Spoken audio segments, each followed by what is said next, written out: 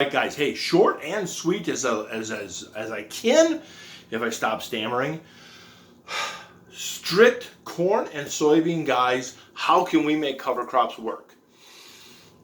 Well, the question, so the YouTuber this morning had the question worded perfect, and it's exactly the same questions that were in Wisconsin, that were in North Dakota, that were in Foley, that were in Mora, that were in the co-op, that were in the parts store, is corn, soybean, conventional farm. I have to get 100 acres planted. I cannot set aside any acres for experimenting, and I need to get 100%, if not 101% production to pay our bills.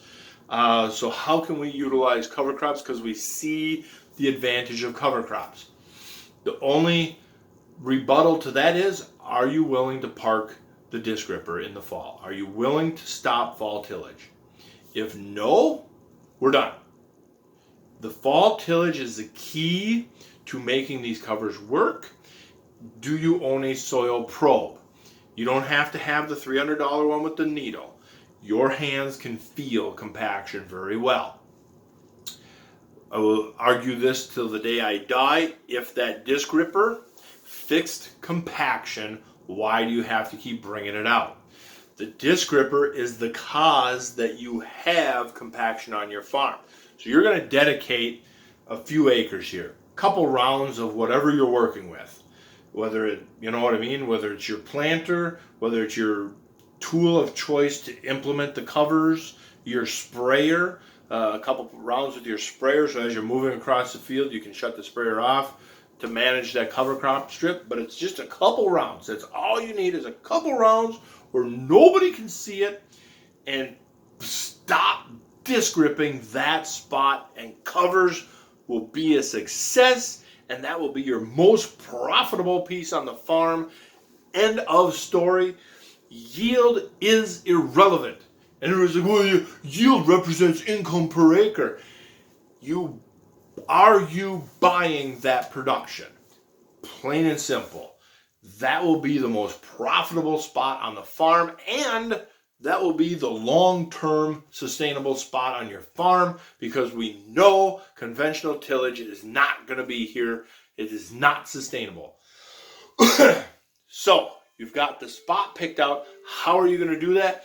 Year one of cover cropping, you decide to go to cover cropping, you might not get cover crops sown. You are setting the stage for it. But start on corn. So as me, corn, soybean, strict farm, I would start in a corn spot on year one at V3, V4, V2, depending on the speed of growth you have in your climate and your moisture. At V3, I'm out there broadcast. So one, we reduce our pre-emerge program somewhat on the corn, less of a residual. We do some good cleanups. Pick your chemicals. Watch your chemicals on the residual. We don't want to impede the cover crops. But or just get your conventional, your regular pre-emerge out a little bit earlier.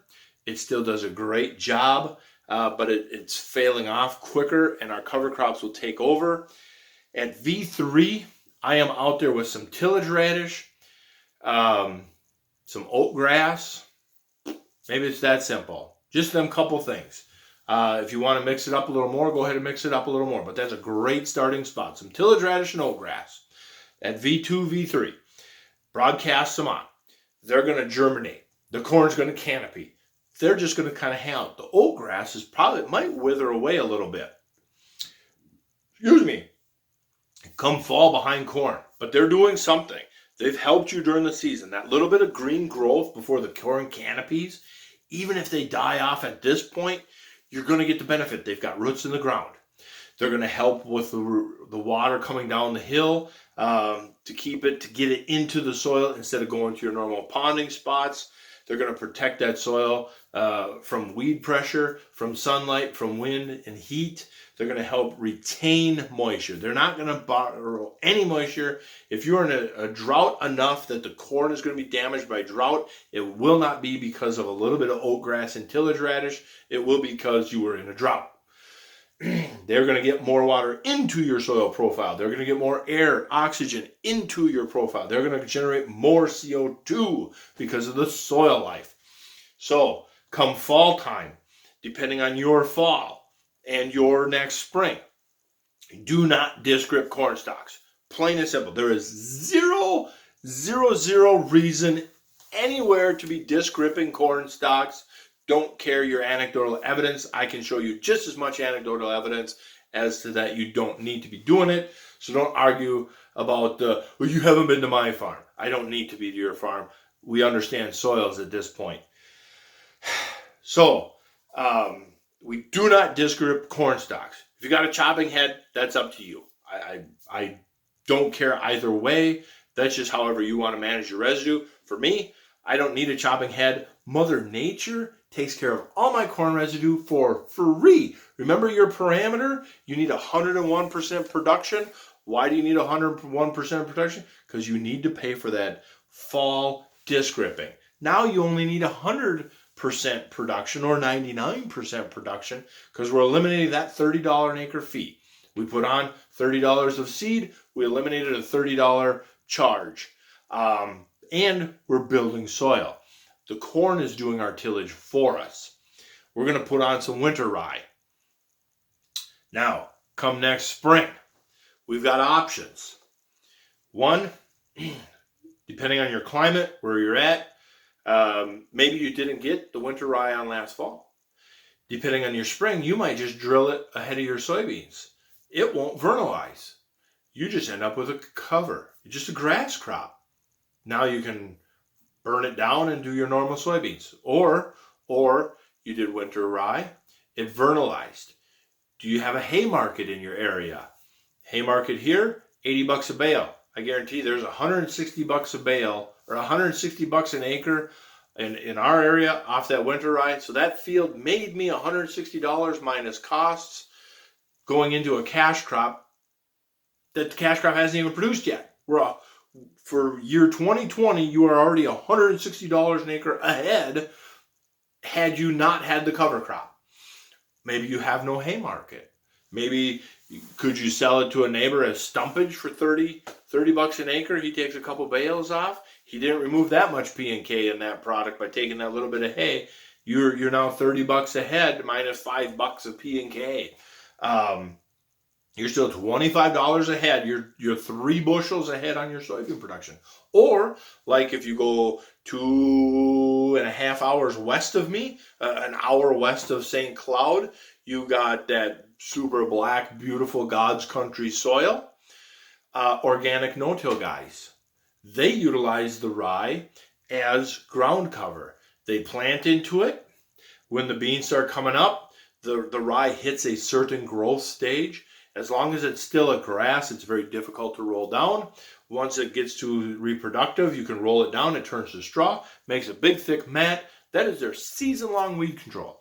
If they can get season-long weed control, we can at least eliminate our pre-emerge chemical. There's $10, $15, $20, depending on your pre-emerge chemical. So, you don't have a hay market. So you can't capitalize on hay stuff. Do you have a market for winter rye? You sure do, because you're going to be using it in huge volume on your farm in a couple of years once you start seeing these results. So maybe you've got the opportunity to relay combine that rye out of your soybeans when the soybeans are small. You take that rye out, you either put it in your own bin because now you're using it for next year, or you sell it as a cash crop. I don't know what your area makes for rye. 40 bushel, 50 bushel rye, 30 bushel rye. 30 bushel, local cash price is $6. That's $180 that field just made, and you haven't even got to your cash crop yet. To me, that seems cash flow positive. If you went to the bank and said, I made an extra $100 an acre because I made 2 crops off the same acre. Here's my check a little bit early. You know, how is that not a positive? And you saved your pre-emerge chemical. So, however you manage your rye leading up to your soybeans. Maybe you simply burn it down or roll it down, whatever. You go into soybeans, use some Select or Volunteer or something, a grass killer. You don't need to use the Roundup or the glyphosate. Burn it down, plant your beans, save your pre-emerge money, let the beans grow for the year. Behind beans, you threw some winter wheat out there. Don't do fall tillage. Next spring, you come with winter wheat. Now, you've had the previous year's corn. You go out with your soil probe. There's no compaction there. You go to last year's bean row. There's no compaction there. Why are you going to do deep tillage? You just proved with your own soil probe that you don't need deep tillage. If you're proving with your soil probe that you still have compaction layers between them rows, you've just proved to yourself that you are improving your soil economically without iron. So you're addicted to iron. What do you got to do? Well, the common sense would say I've got 2 years of rows showing fixed compaction. Common sense would say I'm just going to get the planter and plant into that, because there's a great chance with the winter wheat and the winter rye out there, there's a great chance you could get to the field and get planting sooner, because they're wicking up moisture. They're creating stability in the soil. You have better water infiltration, less ponding. They've taken some of the stickiness away. That's going to take several years. It's not happening on year one. You've been destroying the soil for 30 years. It's going to take more than 1 year to heal that soil to where you can really do miraculous stuff. But right off the bat, we've reduced chemicals. We're less rutting. We got structure, better water infiltration. Corn going in, if you have to do tillage into corn, you go in with a vertical till, a very shallow disc, which depending on which vertical till company you got is the same thing. A blade plow, a heavy rotary harrow, a couple passes with a heavy rotary harrow, a Phillips harrow kind of thing, and then put your corn in. If you had to do tillage, I would replace, I don't care whose farm you're talking. We go to western Minnesota, southern Minnesota, Canada, Arkansas, Hillbillyville. I don't care where it is. We can, with time and patience, we can replace that disc chisel with a Phillips harrow. Why? Because we actually replace the disc chisel with the row crops. That's why you have to have a soil probe. You have to be diagnosing. Take the Phillips harrow, hit that green mat. Whether you use chemicals or not, I don't know how the growth is for you. Probably have to chemical it, because them stupid cereals, you just can't kill them anyhow. But burn it down. Take your Phillips harrow, your vertical till machine, whatever. The rest of the farm, you're still doing your disc gripper. You're doing all the things you need to do. You've got this strip. We're just working on a few acres. Plant your corn. Start over again. Pretty simple. What are you going to do the next year? You're going to do radish and oats, and you might want to try something else. You might go sooner. You might go later. You're going to just tweak the system a little bit, and boom, now you're off and running. It's that simple, guys. It is that simple. Bottom line, if you are willing to park the disc gripper on 2 acres or on a strip out in a field, if it comes out to be 10 acres, if you are willing to park the fall disc gripper on them 10 acres, you will move your farm forward. I guarantee in 5 years of true success. If after year 1 you fly me down to your farm and we will figure this out. Because in 5 years after seeing what's going to happen in that strip, you're going to have the rest of the farm copying that strip. I guarantee it. I guarantee it. I've seen it. I've lived it. I've traveled through this northern Midwest area. Every farm that says it don't work here, I can look out his driveway.